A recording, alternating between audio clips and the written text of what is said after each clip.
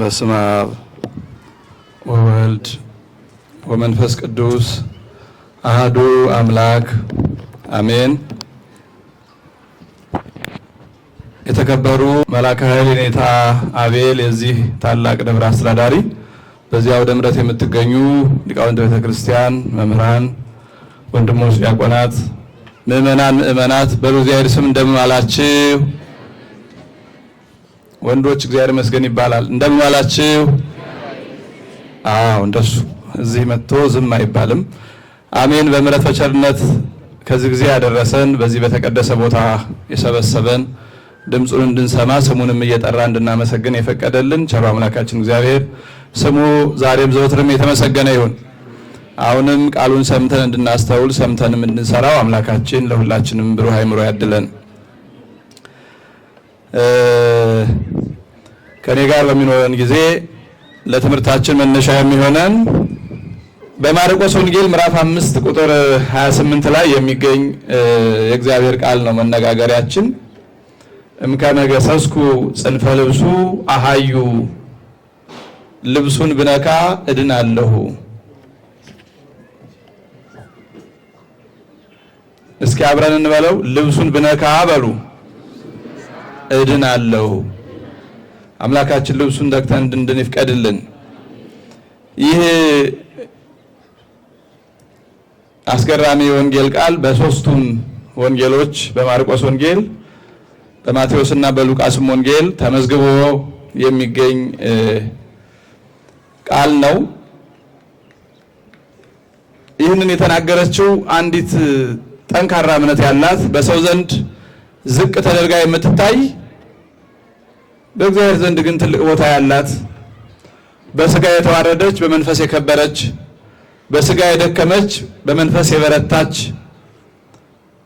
አንዲት ደግ ሴት ናት።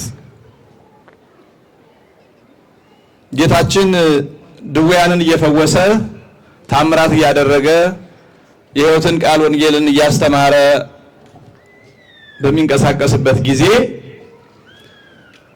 በተለይ በማቴዎስ ምዕራፍ 8 እና 9 ላይ ብዙ ድውያንን እንደፈወሰ እናገኛለን። ይሄ እንግዲህ የመጣበት ዓላማ ድውያንን መፈወስ አይደለም፣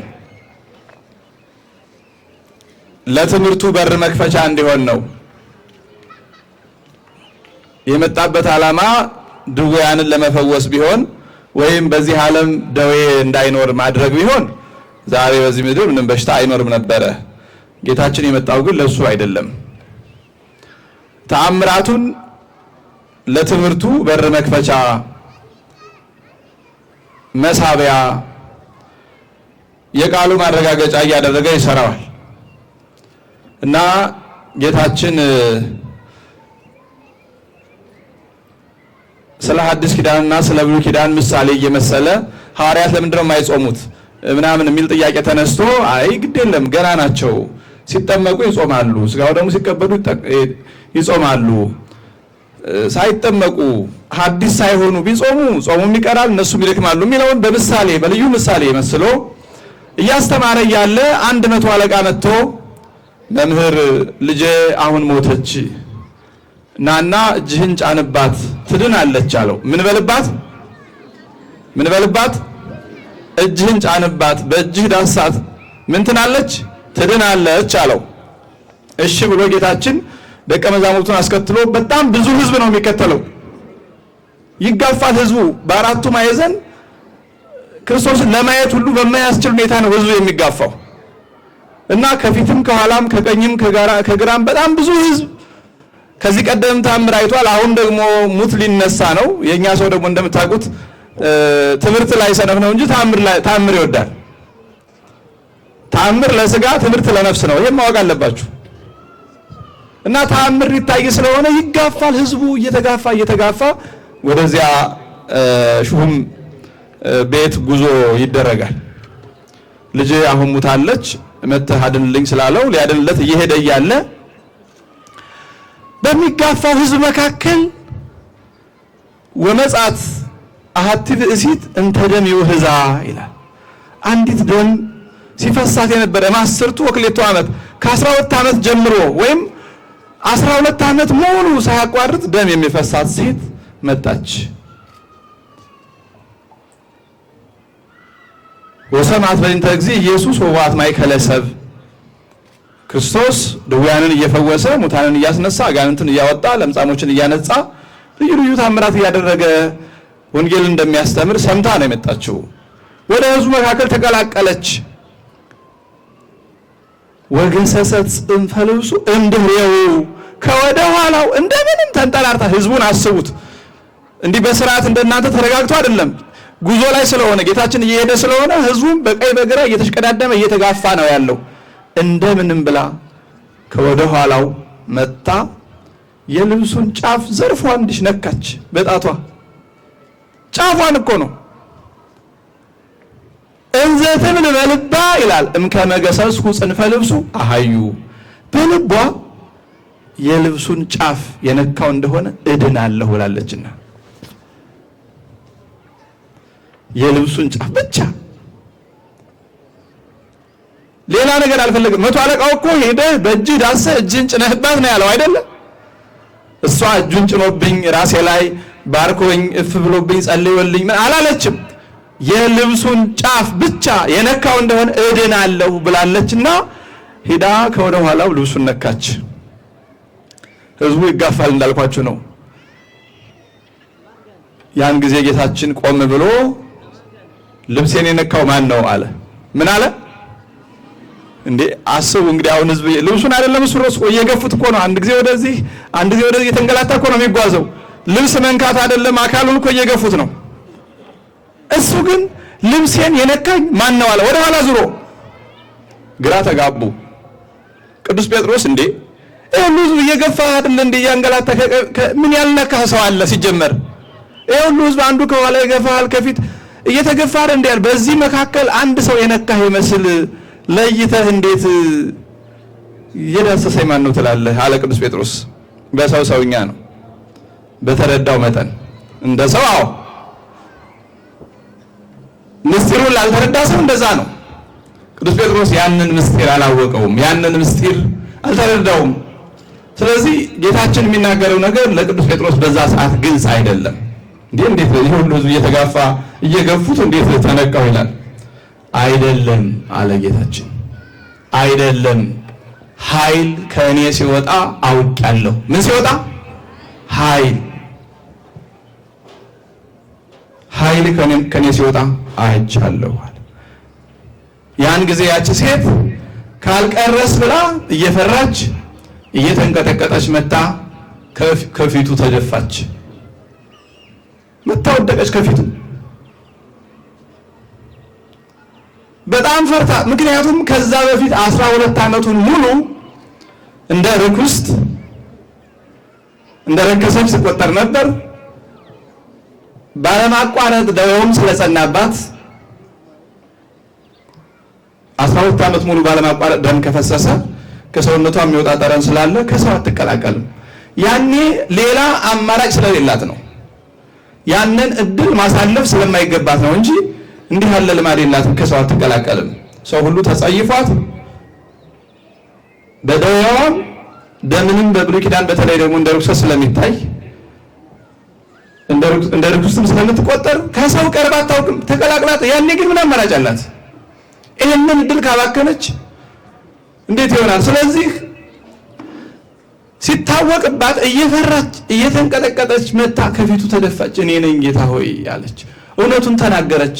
እኔ ነኝ የልብስህን ጫፍ ብነካ እድናለሁ ብዬ አስቤ መጥቼ ከኋላ በትንሹ የልብስህን ጫፍ የነካሁ እኔ ነኝ አለች።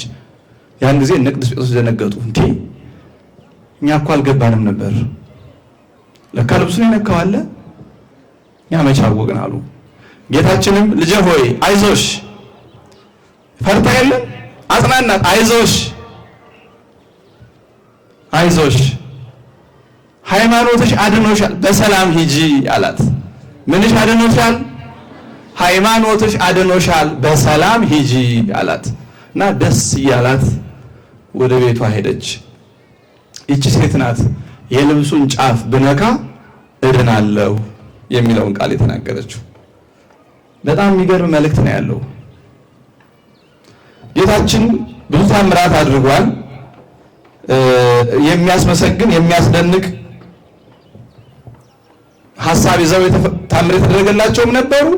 ደግሞ እንደ ደካማነታቸው አሁን ይሄ መቶ አለቃ ይህን እያየ እንኳን አይ በቃ እዚህ ሆነ እዘዝ ልጄ ይድናል አላለም። ልጄ ትድናለች አላለም። እንደገና ሴትዮዋ ከተፈወሰች በኋላ ወደ መቶ አለቃው ቤት ሄደው ህዝቡ ሁሉ እያለቀሰ የሹም ልጅ ስለሆነች ያንን ሹሙን እናስደስታለን የሚለው ሰው እምቢልታ የሚነፋ አለ። ልቅሶ እኮ ነው፣ ሰርግ አይደለም። ግን እምቢልታ የሚነፋ አለ፣ ጥሩምባ የሚነፋ አለ፣ ምን የሚል አለ። ያው በሹሙ ዘንድ ተወዳጅነትን ለማግኘት ነው እንጂ ለልጅቷ አዝነውላት አይደለም።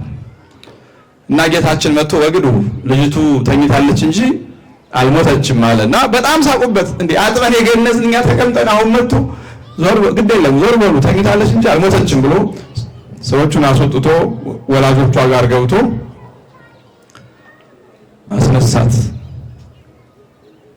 አስነስቶ ልጃችሁ ከእናንተ ጋር በሕይወት ትኖራለች አላቸው። ተመልከቱ፣ ይሄ ሰውዬ ልጁን ያዳነበት እምነትና ይህች ሴት ፈውስን ያገኘችበት በጣም ይለያያል። አካሉ ይንካኛል አላለችም። እሺ ቢያንስ እጄን እንደምንም ሰድጄ የእግሩን ጫማ ልንካ አላለችም። ሰውየው ግን ናና እጅህን ጫንባት ትድናለች። እምነት እኮ አለው፣ ጥሩ እምነት ነው ያለው። ትድናለች ብሏል። ግን መጥተህ እጅህን ስጭንባት ነው ያለው። ከዛ በፊት እኮ ምዕራፍ 8 ላይ ማቴዎስ ምዕራፍ 8 ላይ እንደምናየው አንድ የቅፍርናሆም መቶ አለቃ እኔ ሄጄ ላድንልህ ሲለው አይሆንም አዘዝ በቃልከ ያህዩ ወልዴ፣ አንተ እዚህ ሆነህ እዘዝ ልጄ ይድናል ያለ እኮ ደግሰዋለህ። እንዲህ ያለ እምነት በእስራኤል መካከል እንኳን አላገኘውም ተብሎ የተመሰከረለት። ይቺ ሴት ከነዚህ ነው የምትመደበው፣ ከነዚህ ነው የምትመደበው። ብዙ እንዲህ ያለ ታሪክ ያላቸው አሉ። ተአምራቱን ከንክኪ ጋር ካልተገናኘ ብለው የተቸገሩ። ኤልሳ ጸልዮ ልጅ እንዲኖራት ያደረጋት አንዲት ደግ ሴት ነበረች። መጽሐፈ ነገሥት 2ኛው ምዕራፍ 4 ላይ የምትገኝ ሱነም ወደሚባል ሀገር ለማስተማር ሲሄድ ኤልሳ እየተቀበለች ታስተናግደዋለች ቤቷ። በጣም ደጋግ ናቸው። እሷም ባሏም እግሩን እያጠቡ ለብቻው እያሰኝ፣ እንደውም መጨረሻ ላይ ለሱ ለብቻው አንድ ማረፊያ ያሰሩለት። መምህራችን ቅዱስ ነው፣ ደግ መምህር ነውና እኛ ከምንተኛበት እኛ ከምንኖርበት ነው ለብቻው ብለው አንድ ጥሩ ማረፊያ ያሰሩለት ለመምህራቸው። እና ነብዩ ኤልሳም እቺ ሴት ይህን ሁሉ ደከመች፣ ስለዚህ ምን እናድርግላት? ምን ቸግሯት ይሆን? ከንጉሱ እናስተዋውቃት ወይስ ብሎ ደቀ መዝሙሩ ገያዝን እስኪ ጥራት አለው። ጠራትና ምን እንዳደርግልሽ ትፈልጊያለሽ? ከንጉሱና ከመኳንንቶቹ ጋር ላስተዋውቅሽ አላት። አይ እኔ እኮ በወገኔ መካከል ነው የምኖረው፣ ለዚህ ሀገር እንግዳ አይደለሁም አለችው። በሕዝቤ መካከል የምኖር ሰው ስለሆንኩ አዲስ ዘመድ አዲስ ምናምን አያስፈልገኝም አለችው። ታዲያ ምን ላድርግልሽ ትወጃለሽ ሲል ኤልሳ ደቀ መዝሙሩ ገያዝ መምህር ሆይ ልጅ እኮ የላትም፣ ልጅ የላትም፣ ባሏም ሽማግሌ ነው አለው። ያን ጊዜ ነብዩ ኤልሳ የሚያስፈልጋት ልጅ እንደሆነ አወቀና የዛሬ ዓመት በዚህ ሰዓት ልጅ በክንድሽ ታቅፊያለሽ አላት። ሌላ የተለየ ነገር አልተናገረ። የዛሬ ዓመት በዚህ ጊዜ በክንድሽ ልጅ ታቅፊያለሽ አላት። ችግሯ ነበርና ነብይ እግዚአብሔር እንዳያታልለኝ እንዳትዋሸኝ አለችው። እንዳትዋሸኝ እንዳታታልለኝ አለችው። ወዳው ሄደች፣ ጸነሰች፣ ልጅ ተወለደ። ልጁ አድጎ አባቱን መከተል ጀምሮ በዚህ በመከር ወቅት እህል በሚሰበሰብበት ጊዜ የገጠር ልጆች ወላጆቻቸውን ተከትለው ወደ እርሻው ይሄዳሉ እና እዛ ፀሐይ አናቱ ላይ ወድቆበት ራሴን አባቴ ራሴን አለ። አገልጋዩን ጠርቶ ወደ እናቱ ውሰደው፣ ልጁ ፀሐይ መጥቶት አሞታል መሰል፣ ወደ እናቱ ውሰደው አለው። ልክ እቤት ሲደርስ ሞቶ ያልሽ። ያሳዝናል አይደል? በነብዩ ጸሎት ተገንቶ መልሶ ተወሰደ። ያን ጊዜ እምነቷ ጽኑ ስለነበረ ልጇን ልብስብስ አድርጋ አልጋው ላይ አስተኝታ ለአባቱም ሳትናገር ወደ ነብዩ ልሄድ ነውና አንድ አገልጋይና ለጉዞ የሚሆነኝ ፈረስ በቅሎ አህያ አስጠኛለችው። እንዴ በዓል አይደል ዛሬ ለምን ትሄጂበታለሽ? መባቻ አይደል ወይ ሰንበት አይደል ወይ ምንድነው አላት። ግድ የለም ሄዳለሁ አታዘገኝ አለችው። አልተናገረችም ልጇ እንደሞተ ይብላ አባትየው እንኳን እሺ ይሁን አላት። እየፈጠነች እየገሰገሰች ሄደች እና ወደ ቀርሜሎስ አካባቢ ነብዩ ወዳለበት ልትደርስ ጥቂት ሲቀራት ለኤልሳ ተገልጾለት ያቺ ደግ ሴት መጣለች፣ እስኪ ሂድ በሰላም ነው ወይ በላት፣ በደህና ነው ወይ በላት ብሎ ገያዝ ላከው። ሂዶ ነብይ እግዚአብሔር በሰላም ነው ወይ በደህና ነው ወይ የመጣሽው ይልሻል አላት። ደህና ነኝ ብላ እየሮጠች እየፈጠነች ከኤልሳ ዘንድ ገብታ እግሩን ሙጭጭ አርጋ ያዘች። ገያዝ ሊያስነሳት ቢሞክር ነብዩ ኤልሳም ሊያስነሳት ቢሞክር በፍጹም እግሩን አልለቅም አለች። እኔ እኮ እንዳትዋሸኝ ብዬህ ነበር። መጀመሪያውን እኮ ምን ላድርግልሽ ስትለኝ እኮ ልጅ አሰጠኝ እኮ ብዬ አልጠየቅኩም። አንተው ራስህ ነህ እንጂ እኔ ልጅ የለኝም ብዬ እኮ መጀመሪያ አልጠየቅኩም። እሺ ይሁን ልጅ ሰጠኝ፣ ለምን መልሶ ሞተብኝ ብላ እግሩን ይዛ ለቀሰች። ነብዩን ሊያስነሳት ሞከረ፣ በፍጹም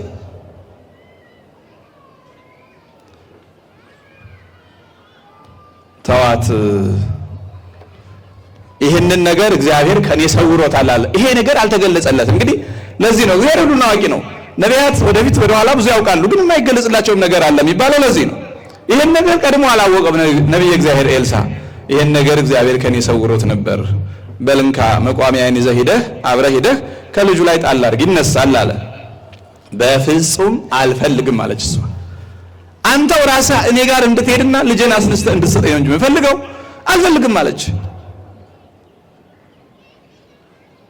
በበትሩ ወይም በኤልሳ መቋሚያ ልጄ ይነሳልኛል ለማለት ተቸግራለች። በጣም አማኝ ሴት ናት፣ ደግ ጠንካራ ሴት ናት። ግን በዚህ መጠን ማመን አልቻለችም። ስለዚህ አይሆንም አብረኸኝ ካልሄድክ አልተውህም አለችው።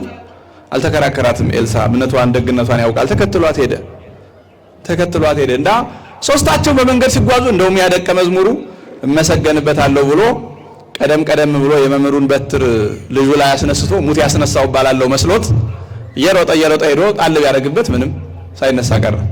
ለውዳሴ ከንቱ ፈልጎ ስለነበረ ኋላ ነብዩ ደርሶ 7 ጊዜ የወደቀ እየተነሳ ጸልዮ ልጁን በሕይወት አስነስቶ ልጅሽ ካንቺ ጋራ በሕይወት ይኖራል አላት ይላልና አሁን እቺ ሴት በጣም ብርቱ እምነት ነው ያላት። ግን በመቋሚያዬ ፈውስ ይደረግልሻል የሚለውን መቀበል ተቸግራ ነበረ። ይህ እሷ የእምነት ደረጃ ነው፣ የሚያስነቅፋት አይደለም። በእውነቱ ከዚህኛዋ ሴት ጋር ሲደጻጸር ግን የዚህኛዋ ሴት እምነት ብርቱ ነው። ልብሱን ብቻ ብነካ እድናለሁ ነው ያለችው። አንድ ከሶሪያ የመጣ የሶሪያ ጦር አለቃም ለምጽ ታሞ ኑሮ ኤልሳ ይፈውሳል ሲሉ ሰምቶ ከሶሪያ ወደ እስራኤል መጥቶ አድነኝ አለው። ሂድና እዛ ዮርዳኖስ ተጠመቅ ትድናለህ ሲሉ በጣም ተበሳጨ። እንዴ እኔ እኮ መድኃኒት ቆርጦ በእጁ ዳሶ ውሃ አፍስሶ እንደዚህ አድርጎ ምናምን ነው እንጂ ዝም ብዬ እንዴት ውሃ በእኔ ሀገር ውሃ ጠፍቷል ነው ተበጣበጸ። ቁጣ አለው። እንዴ ከባድ ነገር ቢነግር እሺ የነገረ ቀላል ነገር ታዲያ ሞክረው ካልተሳካ ትጣላው የለም ወይ አሉት። እኔ ምን ቸገረኝ ብሎ ሄዶ ዮርዳኖስ ሲታጠብ ለምጹ ዳነ። ተመልከቱ። አሁን የሰውየውን ሐሳብ ሊድን እኮ ከሶሪያ ሀገር ሰምቶ መጥቷል። ግን ከመጣ በኋላ ባሰበው መንገድ እንዲያድነው ነው። እግዚአብሔር የሚያድነው እኛ ባሰብነው መንገድ ብቻ አይደለም፣ እሱ ባሰበው የሚያድናል። እና ከኤልሳ ጋር በኋላ ግን ዮርዳኖስ ተጠምቆ ሲድን መጥቶ ለኤልሳ በጣም ብዙ ልብስ፣ ብዙ ወርቅ፣ ብር መለወጫ ካልሰጠው አለ እኔ የእግዚአብሔርን ጸጋ አልሸጠው አለው። የእግዚአብሔርን ጸጋ አልሸጠውም፣ ዝም ብለህ ልብስህንም ወርቅህንም ይዘህ ያዳነህን እግዚአብሔርን እያመሰገንክ ሂድ አለው። መጀመሪያ ግን እንዴት ሳይዳስሰኝ እጁን ሳይጭንብኝ ሌላ መድኃኒት ሳያደርግልኝ ሳይባርከኝ ብሎ ነበረ። ይቺ ሴት እንዲህ አላለችም። ክርስቶስ እጁን ጭኖ ይባርከኝ ይዳስሰኝ ምናምን አላለችም። የልብሱን ጫፍ ብቻ ከነካው እድናለሁ። ይሄ በእውነቱ ጠንካራ እምነት ነው። በጣም ብርቱ እምነት ነው። የእምነቷ ብርታት የሚታወቀው ኃይል ከኔ ሲወጣ አውቄያለሁ አለ ክርስቶስ። የማዳኑ ኃይል፣ የፈውሱ ኃይል፣ የምህረቱ ኃይል ከሱ ወደ እሷ ሲሄድ አውቄያለሁ አላቸው። እንዲህ ያለበት በጣም ብዙ ምክንያት አለው። በነገራችን ላይ ጌታችን ይቺ ሴት እንደተሰወረች ድና ብትሄድ ውዳሴውን ፈልጎት አይደለም፣ እንደሱ አይደለም። ግን መገለጥ አለበት። አንደኛ እሷ ራሱ ተአምራቱ የሚሰረቅ ይመስላታል። ሳያውቅ ልብሱን ነክቼ ዳንኩ ብላ ትጎዳለች። ሌላውም ሕዝብ ይሄን ቢሰማ እንደዛው ነው። በዚያ ላይ ደግሞ እዛ አካባቢ ያሉ እምነታቸው የሚጸናላቸው ከሷ መማር የሚገባቸው ብዙ ሰዎች አሉ። ኢቭን መቶ አለቃው አንተ መጥተህ እጅህን ጫንልኝ ትላለህ፣ እሷ ግን የልብሱን ዘርፍ እንኳን ብዳስስ እድናለሁ ብላለች የሚለውን እንዲማሩበት ስለፈለገ የሷንም ክብሯንና ታላቅነቷን ሰው ሁሉ እንዲረዳላት ስለፈለገ በተለይም ደግሞ ከዛ በፊት ምራቃቸውን የሚተፉባት የሚጸየፏት ባጠገባቸው እንዳታልፍ የሚንቋት ሁሉ ከዚህ በኋላ እንዲያከብሯት የሐዘኗንና የመከራዋን ዘመን ሊሽርላት ስለፈለገ ነው እንጂ ጌታችን ድውይ ሲፈውስ ያለው ልማድ ለማንም እንዳትነግሩ ነው የሚለው። ለማንም እንዳትነግሩ። ከደብረ ታቦር ሲመለስ ያን ሁሉ ብርሃነ መለኮት አይተው አዘዞሙ ኢይንግሩ ዘሪው በደብር በተራራ ያዩትን ለማንም እንዳይናገሩ ከለከላቸው። ውዳሴውን አይፈልገው። ይቺ ሴት ግን መገለጹ ለሷ ይጠቅማታል። ተርቃለች፣ ሰው ሁሉ ተጸይፏታል። ዞር ሂድ ነው የምትባለው፣ ቤተክርስቲያን እንደገባ ውሻ። አሁን ግን በመምህሩ ዘንድ በክርስቶስ ዘንድ የተከበረች ሆና እምነቷ ከሁሉ ዘንድ የተሻለ ሆኖ የልብሱን ዘርፍ በነካ እድናለሁ ብላ መጣ። ስትዳስስ ወነጽፈ ነቃ ደምአ ይላል። ያን ጊዜ ወዲያውኑ የደሙ ምንጭ ደረቀ ይላል። ሁልጊዜ እንደ ምንጭ ይፈስ ስለነበር ሳያቋርጥ። ከባድ ነው። እናቶቻችን እህቶቻችን ወርሃዊ ልማድ እንኳን በሳምንት በወር ውስጥ ለአንድ ሳምንት ወይ 5 ቀን 4 ቀን ብዙ አካላዊ ጉዳት አድርሶባቸው ነው የሚሄደው። ይሄ ጉዳይ ግን ወደ 12 ዓመት ሲያድግ አስቡት። የአካላችን ዋናው ኃይል ደም ነው። ደም ሲፈስ ኃይላችን በጣም ነው የሚጎዳው። በጣም ነው የሚጎዳው። ምክንያቱም የምንመገበው ነገር የምንጠጣው ነገር በሙሉ በደም አማካይነት ነው እየተጓጓዘ ስራ ሰርቶ ቁመን የምንሄደው። ከዛ ደግሞ ደሙ በተደጋጋሚ ከፈሰሰ ጠረንም ያመጣል። በብሉይ ኪዳን ዘመን ደግሞ እንዲህ ያለው ነገር እንደ ትልቅ ርኩሰት የሚቆጠር ነው። ስለዚህ ሴትዮ ያለባት ችግር ተደራራቢ ነው። ይሄን ሁሉ ችግሯን በአንዴ መሻር ስለፈለገ ነው በስውር ከመተው ይልቅ ማን ነው ልብሴን የነካኝ ብሎ ከዚያ ሁሉ ከሚጋፋ ሰው መካከል እሷን ብቻ እንደነካችው ለይቶ ኃይል ከሱ ወጥቶ እንደፈወሳት ተናግሮ ልጄ ሆይ አይዞሽ እምነትሽ አድኖሻል በሰላም ሂጂ ብሎ በሰላምና በክብር አሰናበታት። በእውነቱ ጌታችን በክብር ያሰናብተን። እንመጣለን እኮ ቤተክርስቲያን አይደል? እንመጣለን፣ ግን ሳንነካው ስለምንመለስ ነው። አያችሁ፣ እንመጣለን እኮ ማህሌት እንቆማለን፣ ግን ሳንነካው እንመለሳለን። መቅደስ ገብተን እንቀድሳለን፣ እናስቀድሳለን፣ ግን ልቡን ሳንነካው። ሴትየቱ እኮ ልብሱን አይደለም የነካችው፣ እሷ ናት በልቧ ልብሱን ያለችው፣ ግን በልቧ ልቡን ነው የነካችው። መሰረታዊ ችግሩ የኛ ውጫዊ ሆነ፣ ውጭ ለውጭ ጌታችን እነዚህ ጸሐፍት ፈሪሳውያንን በቃ በአፋ ሲያዩዋቸው ልክ እንደ ዛሬ ዘመኑ እንደኛ በቃ የሚያማምሩ ሃይማኖተኛ የሚመስሉ አንደበታቸው የሚያለዝቡ በቃ ደግ የሚመስሉ ነበሩ። አንድ ምሳሌ መስሎ ገሰጻቸው። ኦ እውር ፈሪሳዊ ቅድመ ህጽቦ ለጽዋ ወለጻሕል እንተ ውስጡ፣ አንተ አይነ ልቡና የታወረ ፈሪሳዊ የጽዋውን እስኪ መጀመሪያ ከውጭ ይልቅ ውስጡን እጠበው አለ። አሁን ጽዋ ውስጡ ሳይታጠብ ውጭ የፈለገ ቢነጻ የሚጠጣው አገልግሎት የሚሰጠው በውስጠኛው ስለሆነ ጉዳት አይደርስም። ቅድሞ ህጽቦ ለጽዋ ወለጻሕል እንተ ውስጡ፣ መጀመሪያ ውስጡን እጠበው ውጭ ያን ጊዜ ንጹህ ይሆናል አለ። አሁን የኛ ችግር እዚህ ጋር ነው። ውጩን ነው የምናጥበው። ውጩን እናጥበዋለን፣ ልብሳችን እንደምናጥበው፣ አካላችን እንደምናጥበው፣ ስማችንን በአንደበታችን እናጥበዋለን። የገጽታ ግንባታ እንሰራለን። በአንደበታችን ደግ እንመስላለን፣ ትሑታን እንመስላለን፣ በምልልሳችን በአካላችን እንመጣለን፣ ግን ውስጣችን አልታጠበም። ትልቁ ችግር እሱ ላይ ነው። ስለዚህ መተን ቤተ መቅደሱን ስመነው እንሄዳለን፣ ልቡን ሳንነካው የክርስቶስን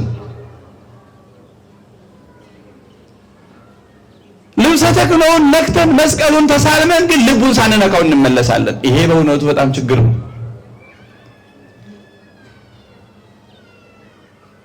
ለዚያ ነው ከሱ ኃይል ወደኛ የማይወጣው።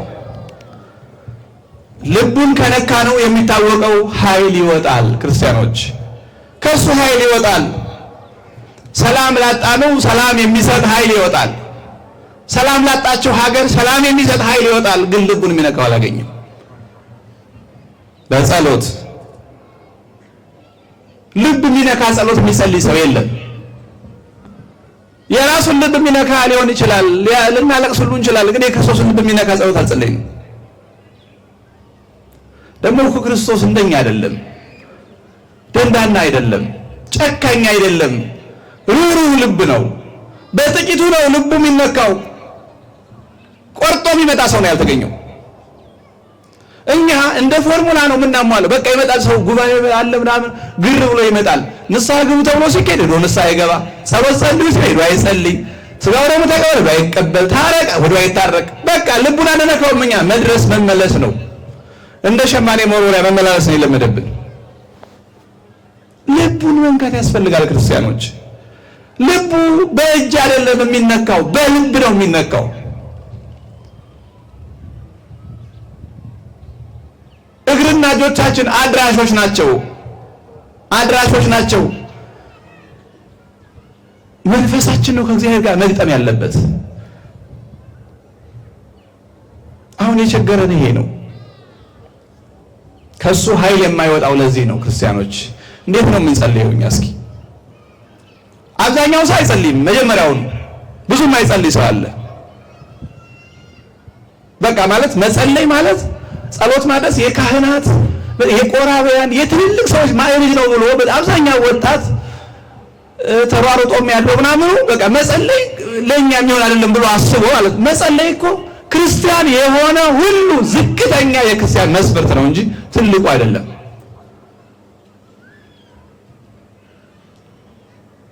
የማይጸልይ ብዙ ሰው አለን። በቃ ብድግ ተነስቶ ሽው መጥቶ ግድም እንደ ግንድ እንጀራውንም ቅድድ በቃ እንደዚህ። ይሄ በጣም ነውር ነው። ሰው ሳይጸልይ መዋል አይብዛ እንጂ ብዛቱ አይደለም። ጸሎት መገናኘቱ ነው፣ መገጣጠሙ ነው። ከእግዚአብሔር ጋር በመንፈስ መገጣጠሙ የሚፈለገው። ማታ ስንለፋ ውለን አባቴ ብለን ስሙን ጠርተን አባቴ ሆይ ሳስከፋህ ይሆን ወይስ ደስ አሰኝህ? አንተን የሚያሳዝን ስራ ሆን ስሰራ የዋልኩት ወይስ እንደው በጎ ሰርቼ ይሆን ብለን አንደኛ ራሳችንን መርምረን ምን ሳደርጉኝ ውዬ ይሆን? ክፉ ባደረኩ ማረኝ፣ በጎ ያደረኩትን ባርክልኝ፣ አስቀጥልልኝ፣ አብዛልኝ፣ አሳድግልኝ ብለን በሰላም እንዲያሳድረን ጸልየን አባታችን አነጋግረን ማደር። ጧት ስንነሳ ይህንን ግርማ ሌሊት ያሳልፍክልኝ አባቴ ሆይ አሁን ነጋ፣ ብርሃኑን አመጣህ፣ ወደ ስራ ልወጣ ነው፣ ደስ የሚያሰኝህን እንጂ የሚያስከፋህን ነገር እንዳላደርግ ከፊቴ ቅደም፣ አባቴ ሆይ አብረኸኝ ውጣ በረድኤት ብለን ይህንን ነግረን እኮ መውጣት ቢያንስ በጥቂቱ። ሰው ከአባቱ ጋር በአንድ ቤት እየኖረ እንዴት አይነጋገር? ብዙ የማይጸልይ ሰው አለ። አንዱ ችግር አለመጸለይ። ጸሎት የክርስቲያኖች ዓመቱን ሙሉ የሚከናወን ምግባር ነው። እንግዲህ ምግባራቶቻችን ይለያያሉ። ለምሳሌ ጾም የሆነ እንደሆነ የማይጾምበት ቀን አለ። ይኸው እንግዲህ አሁን ከትንሣኤ ጀምሮ ወር አለፈን። እንደ ሮባ እንል 40 እንል መቱን አይደለም። ጸሎት ግን አይቋረጥም። ጾም የሌለበት ጊዜ አለ፣ ስግደት የሌለበት ጊዜ አለ፣ በዓላት የሚከበሩበት የማይከበሩበት ጊዜ አለ። እንደ ሁኔታው ነው። ስንቆም እግዚአብሔርን ልናነጋግረው አስበን ነው እንጂ መቆም ያለብን ኧረ እንደው ዳዊት አስለምጃለሁ እንዳይታጎልብኝ፣ ውዳሴ ማርያም አስለምጃለሁ እንዳትታጎልብኝ፣ እመቤታችን ልናነጋግራት ነው እንዳይታጎል የሆነ ንባብ ልናነብረው ምን ቆመው። ብዙ ሰው የሆነ ንባብ መዝለቅ ነው ልማዱ። ስለዚህ እንጸልያለን የምንለውም ሰዎች ያስለመድነው እንዳይታጎል ምናልባትም አንዳንዴ ይሄን ካላደረስን እንቅፋት ይመታናል፣ እሾህ ይወጋናል፣ ወይም የከፋ ነገር ይደርስብናል፣ ወይም ስራችን ይደናቀፋል ምናምን ከሚል ፍርሃት ከዕለታዊ ፍርሃት ተነስተን ነው የምናደርሰው። ይሄም ጸሎት የእግዚአብሔርን ልብ አይነካም። ጸሎት እንደዚህ ሴትዮ ክርስቶስን መዳሰስ ነው። ውዳሴ ማርያም የሚያደርስ ከሆነ አንድ ሰው የማድረስ ልማድ ያለው ሰው ልማድ ያለኝ ሳላደርሳት አይደለም፣ እመቤቴን ላነጋግራት ነው። ብድግ ብለን እኮ ሰላም ለኪ አይደል ምንላት? የሌለ ሰው ሰላም ይባላል እንዴ? ያልነበረ አጠገብ የሌለ ሰው እንዴት አደርክ፣ እንዴት ዋልክ፣ ሰላም ላንተ ይሁን ይባላል እንዴ? አይባልም። እኛ እኮ እመቤታችን ሰላም ለኪ እንዘ ንሰግድ ለኪ ከፊታችን አቁመን እኮ ነው፣ ከፊታችን ናት በረድኤት። ስለዚህ ውዳሴ ማርያም አደርሳ እንዳይታጎልብኝ ከሚለው እንውጣና እመቤቴን ላነጋግራት፣ የልቡናዬን መሻት ልንገራት ተብሎ ነው የሚቆመው። ቁመንም ሰላም ለኪ ሰላም ላንቺ ይሁን እየነገርናት ከፊታችን በማርያም ተማህፀንብሽ እያልን ማለት ነው። ክፉ ነገር እንዳያገኘን ተማህፀንብሻል እያልን ከዛ በኋላ በየክፍሉ ሰአሊ ለነ ቅድስት ድንግል ሆይ ለምኝልን ከልጅሽ ለምኝልን ከልጅሽ ከፊታችን አቁመን እኮ ነው። ይሄ ንግግር ነው፣ ይሄ ውይይት ነው። ይሄ ጸሎት ልብ ይነካል ክርስቲያኖች። አለዚያ ግን ሰአሊ ለነ ቅድስት ሰአሊ ለነ ቅድስት ሰአሊ ለነ ቅድስት ይሄ ያው የሆነ ቃላትን መጨረስ ነው። የብዙዎቻችን ጸሎት እንደዛ ሆኖ ነው ችግሩ። ይህች ሴት አስቧት፣ ለእመገሰስኩ ጽንፈ ልብሱ አህዩ በቃ ልብሱን ነካለው እድናለሁ፣ እድሉን ነክቼ ልብሱን ከነካው እድናለሁ። የኛ ጸሎት እኮ ልብሱን አይደለም ክርስቲያኖች፣ በትክክል ብናደርገው ልቡ ይነካዋል። የአብርሃም ሲጸልይ እስከ አብርሃም ሶዶምን ለማዳን የጸለየው ጸሎት በጣም ይገርማል። እንዴት ጻድቃን ከኃጥአን ጋር አብረህ ታጠፋለህ? በዚያ ጻድቃን ሊኖሩ ይችላሉ፣ ስለዚህ አይሆንም። የለም እኮ አብርሃም መስሎት ነው። ያው ሎጥ መኖሩን ያውቃል፣ ግን ሌሎቹ ይኖራሉ ብሎ ገምቶ ነውና ስለዚህ እንደው በዚያ ከተማ ሰዶም ያኔ ትልቅ ከተማ ናት፣ በጣም ትልቅ እና 50 ሰው ደጋግ ሰው ቢኖር ከተማዋን አትተውልኝም ለኔ ያለው ልቡን ነካው። ርህራሄው የአብርሃም ርህራሄ የእግዚአብሔር ልብ ነካውና 50 ካለ በቃ ከተማዋን አላጠፋብህም አለው።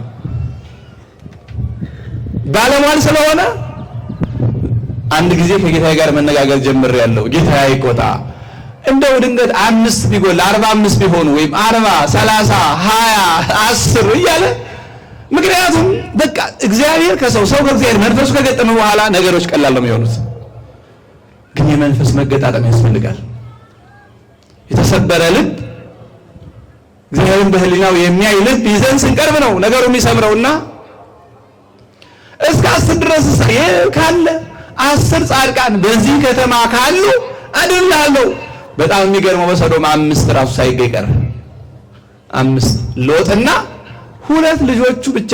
ሚስቲቱ እንኳን የተወላወለ 4ኛዋ ልቧ ተወላውሎ መንገድ ከጀመረች በኋላ ከመንገድ ቀረች።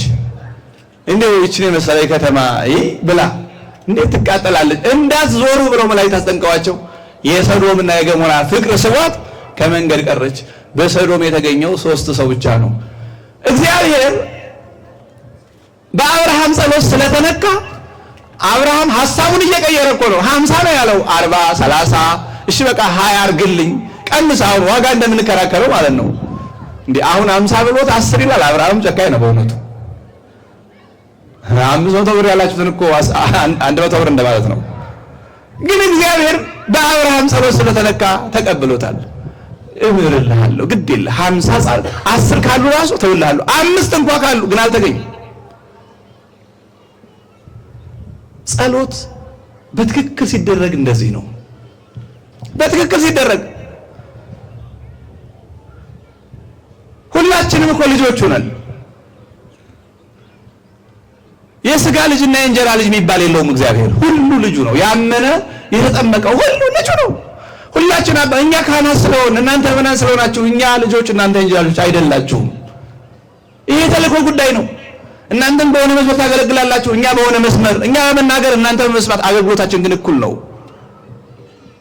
ልጆቹ ነን ሁላችንም። ዋናው ግን እንዳባት ማነጋገር፣ እንዳባት መቅረብ፣ እንደ ልጅ ሆኖ መቅረብ ነው። የሚያስፈልገው። ስለዚህ ጸሎታችን እግዚአብሔርን ልቡን የሚነካ ቢሆን ኖሮ ለሀገራችንም ለእኛም ሰላም እናገኝ ነበር። ግን አልሆነም። ቢሆንም ክርስቲያኖች ተስፋ አንቁረጥ፣ ተስፋ አንቁረጥ። ኃጢአትም ሲደጋገምብን ተስፋ አንቁረጥ። 12 ዓመት የሚፈሰውን ደም እኮ በአንድ የልብስ ዘርፍ በመንካት ብቻ ነጽፈ ነቃደማ በአንዴ ቀጣል። የረጅም ዘመን ኃጢአታችን ይቆማል። ግን ተስፋ መቁረጥ ነውር ነው። አይሰማኝም አይባልም። በደላችን ብዙ ሊሆን ይችላል። ከዚህ በኋላ አለመጨመር ነው እንጂ እስካሁን በሆነው ተስፋ ቆርጠን እንዴት አድርጎ አይባልም። ሩህሩህ አምላክ ሩህሩህ አባት ነው ያለን እኛ። ስለዚህ እንደምንም ብለን ልብሱን ጫፉን እንንካ።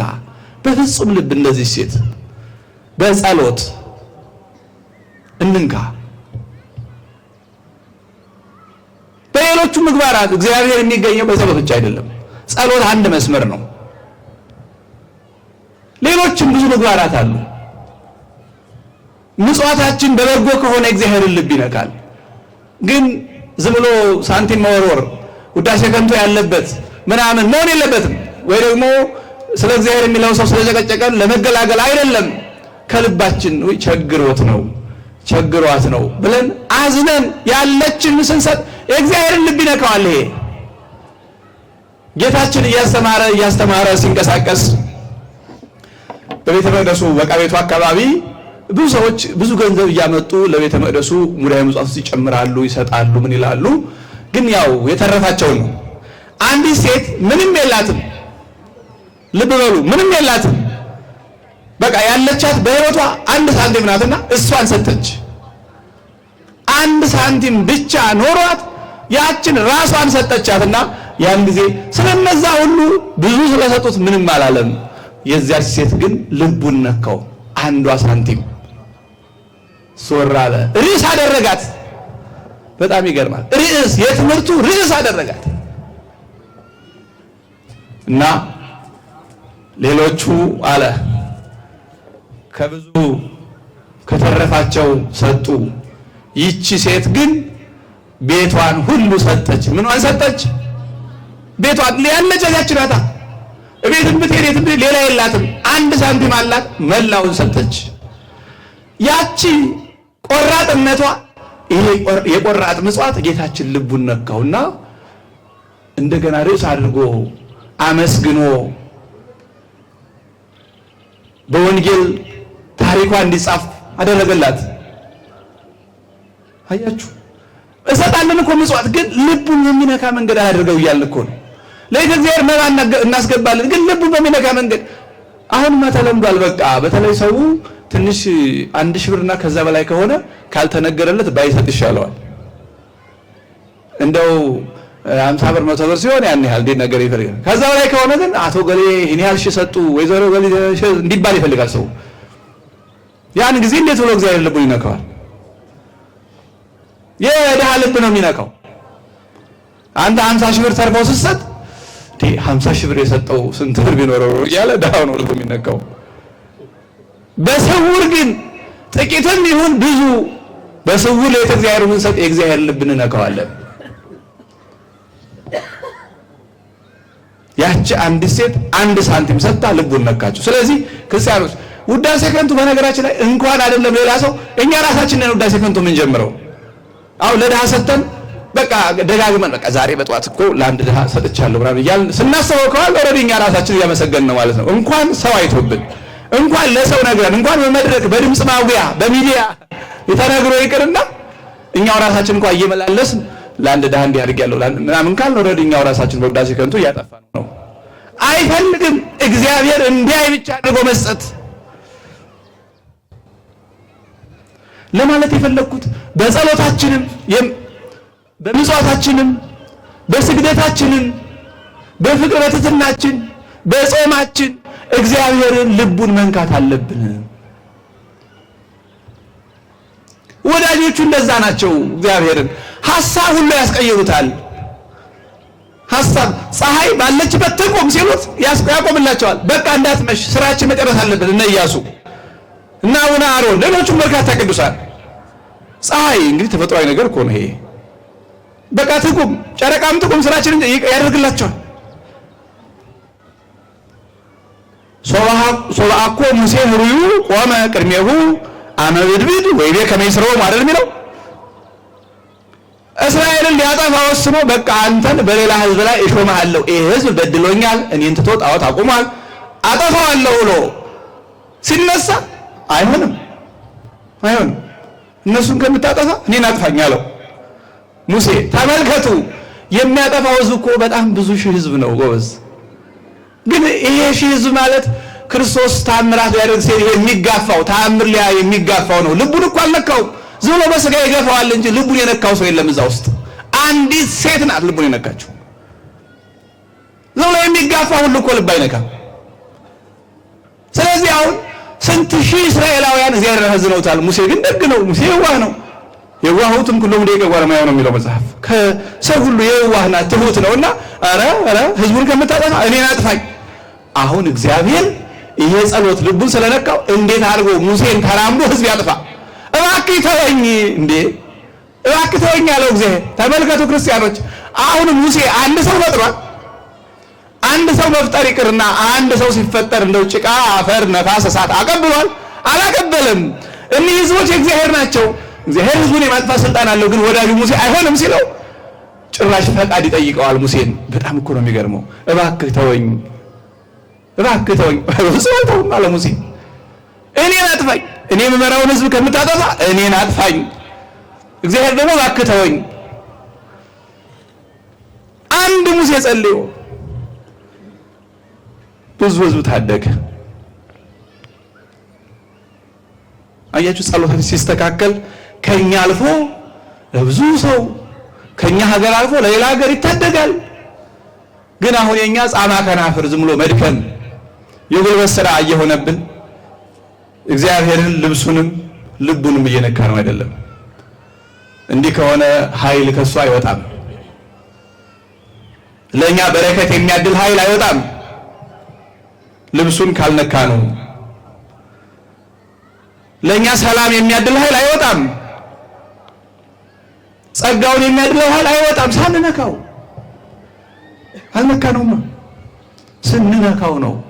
ስለዚህ ሁላችንም እንደዚህ ሴት የልብሱን ዘርፍ ብነካ እድናለሁ ብለን በፍትና ንጽሕና በትጋትና በርሱነት የልብሱን ዘርፍ ብቻ ሳይሆን ልቡን መጥተን ጌታችን የሚያመልሶ ኃይሉን አድሎን በኃይሉን ጸንተን መንግስቱን እንድንኖር አምላካችን ይከልልን።